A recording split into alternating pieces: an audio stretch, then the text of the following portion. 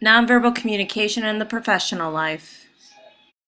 We all have our own opinion of interpersonal communication.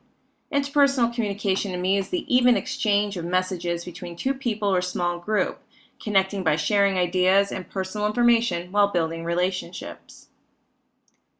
Within this exchange, there are verbal cues, which are typically thought of as the actual words that are spoken, and then nonverbal cues. This is the same for communication in our personal lives as well as in our professional lives. Much of our communication is nonverbal instead of verbal as we might think. These nonverbal cues can include body gestures or body language, such as crossing our arms or clenching fists. This is also called kinesics. Body gestures can include emblems, like the OK sign, illustrators, like motioning your hands when you're calling to someone, affect displays, which show emotion, regulators, like saying, okay, and adapters, like playing with hair or biting fingernails. Much like body language, facial expressions can sometimes tell a story all their own. These expressions can work to reinforce, contradict, complement, or accent the verbal side of the message being delivered. Eye contact can sometimes make or break an in-person conversation. Maintaining eye contact can instill trust and confidence between the participants of the conversation and make sure that a connection is being made. Breaking that eye contact or looking away can be read as lying, exaggerating, or just a lack of interest. In the professional life, facial expressions and body language can tell your coworkers more than you may want them to know.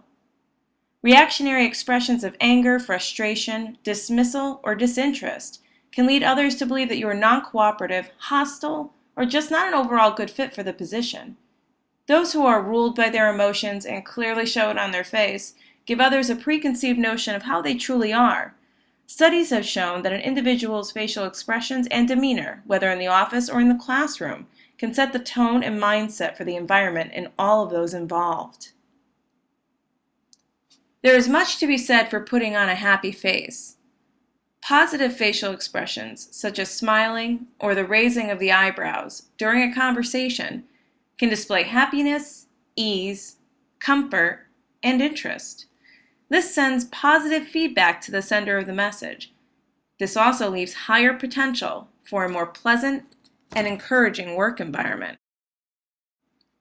In a business environment such as during meetings or even one-on-one work, keeping eye contact tells the other person that you're paying attention. Eye contact gives the other participants immediate gratification that the topic is important to you and that you're taking it seriously. Body language is also important.